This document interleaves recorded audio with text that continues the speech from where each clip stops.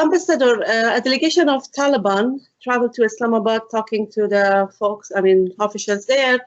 And Foreign Minister Qureshi, in support of Taliban, is saying that the reduction of violence is not responsibility of the Taliban. What is your thoughts about it? What's your reaction to his comments? Well, as far as the European Union is concerned, we have a very clear position on this.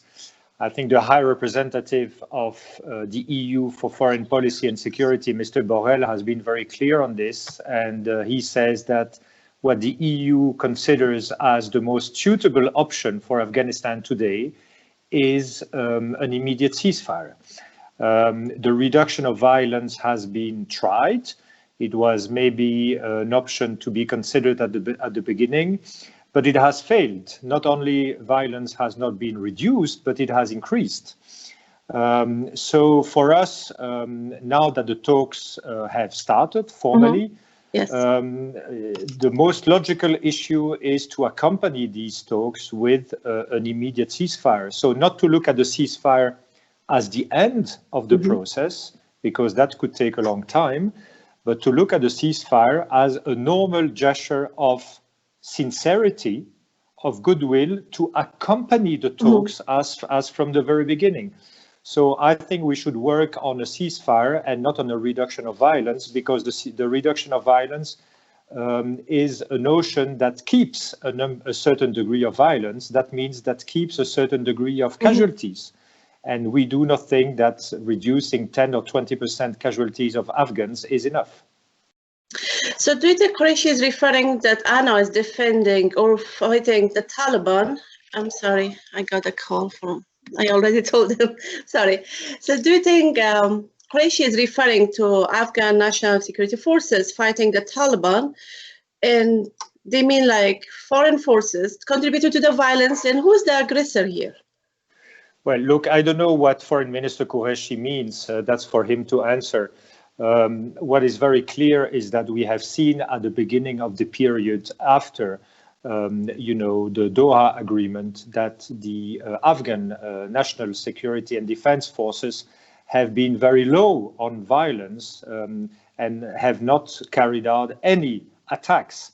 And it is only gradually, because the violence was remaining and even increasing, that not only the Afghan forces had to answer the violence, but also even the Americans had to start, resuming airstrikes and so on, because even the Americans, and this is not the EU saying this, it is the Americans, consider that there's too much violence, and they are disappointed with the fact that the Taliban are using so much violence after the Doha Agreement, because they say, and they have negotiated the agreement, they say that it was not the agreement, it was not the deal, that so much violence would subdue. So I think the Afghan forces and the Americans have only been answering to violence. They have not been starting the violence. Your tweet yesterday also indicates EU frustration of this violence going on. And what is in your mind that there is a roadblock on this peace process, and what has to be pushed to reach a settlement for these peace talks? Look, I think it becomes so complicated to talk about that, because it just doesn't make any sense. That level of violence is just very difficult to understand. You start a negotiation, you go to the negotiating table, and instead of trying to build the trust, because one of the major obstacles today, it remains the lack of trust between the parties. Yeah. Instead of going to negotiate and try to show that you are sincere in your negotiations, that you want to build together the future of Afghanistan and protect the Afghan blood, you continue the bloodshed. So it just doesn't make any sense. I would have maybe have reacted otherwise if I would see that the violence had been stabilized before the Doha Agreement and after the Doha Agreement, but it even increased. So I think this position is totally unsustainable. And very often I hear that there are, comparisons with other countries in other contexts that are made. And notably with Colombia, where there was no ceasefire. I heard the Taliban saying the other day that in Colombia there was no ceasefire. Well, maybe there was no ceasefire during the talks, but the levels of violence had nothing to do with what we witnessed in Afghanistan. Not only the level of violence, but the brutality of the violence. So things cannot be compared. If in Colombia there was some residual violence, it had nothing to be compared. So let's be serious. Let's try to negotiate in good faith. And I have even told the Taliban one day. I told them, listen, why don't you try, to a ceasefire? If you're not happy with the other party, if you're not happy with the government, if you believe that violence is still useful, maybe you resume it, but at least you try something you haven't tried before. But it doesn't seem we don't seem to get there. Yeah, and EU condemned the attacks on the journalists and also targeting religious leaders, and they always see the Taliban accountable for that. So what do you think has to be done to protect these achievements, which is at least at minimum whatever is in the Afghanistan right now? I think we resiliently have to continue standing by what humanity calls for, and that is condemning all these acts of not only incredibly brutal violence, but also useless violence. This is not the way a country, a reunited country, will be built. This is not the way you are going to prepare for reconciliation one day of a country that direly needs to get back on its feet, politically, economically, socially. So if the ambition of these groups is to get back to power in Afghanistan, this is not the way to prepare it, because they are alienating all the Afghans.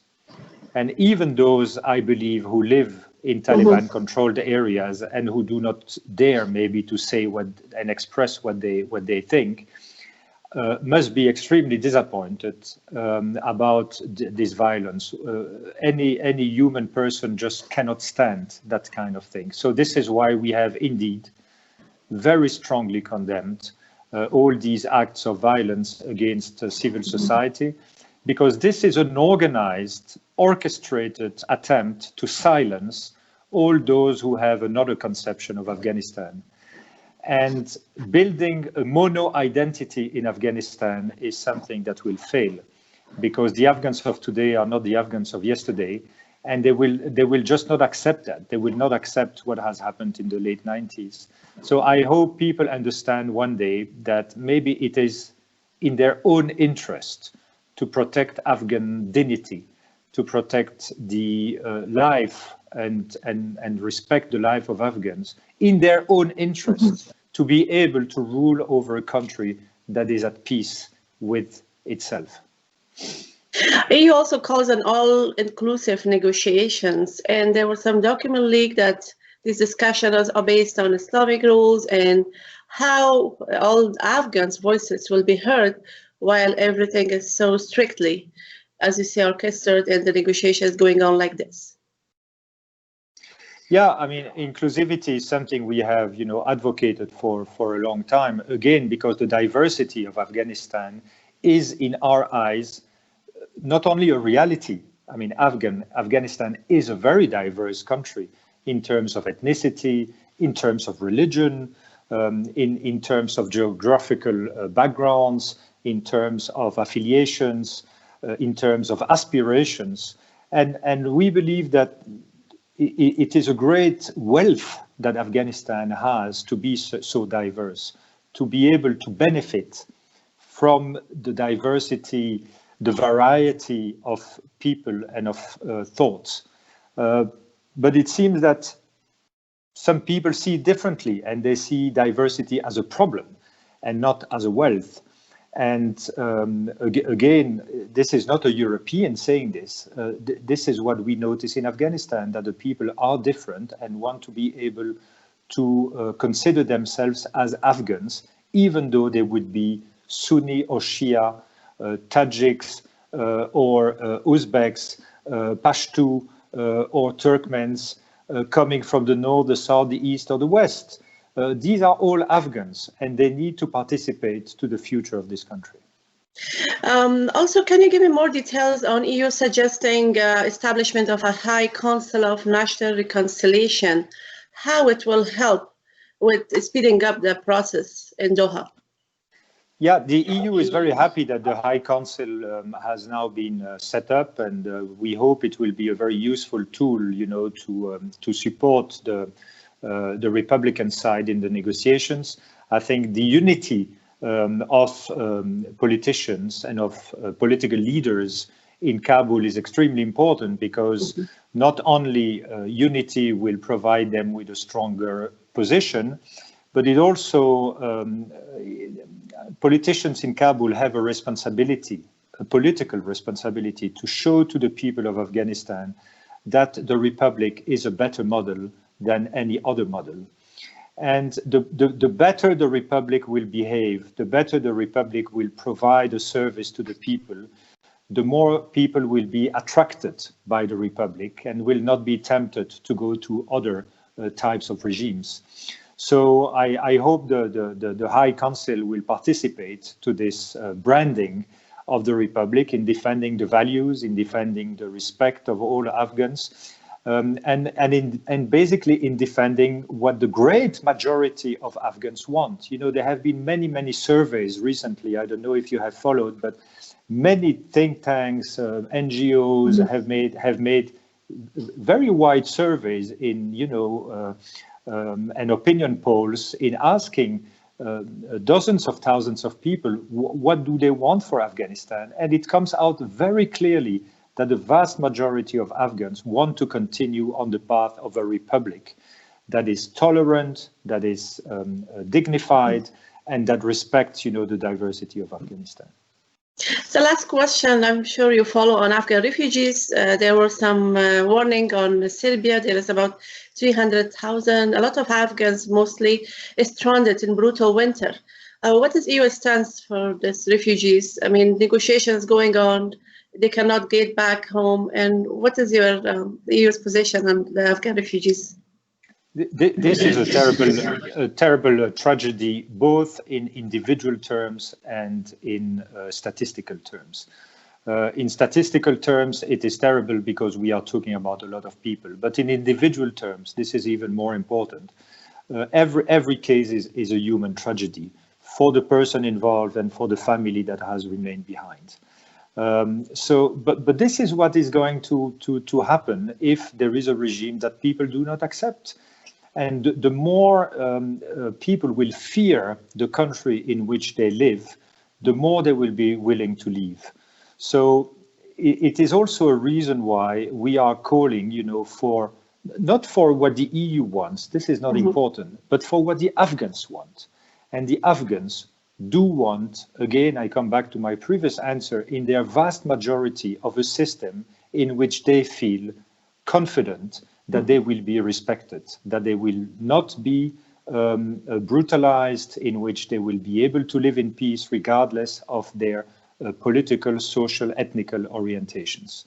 And unfortunately, if a regime comes that is not respectful of these people, you will see more and more of these tragedies of people leaving. So what the EU is doing for that, it is very difficult. We are supporting the countries that are, taking refugees in Pakistan, in Iran, in Turkey, and so on. And we also have a lot of Afghan refugees coming to Europe.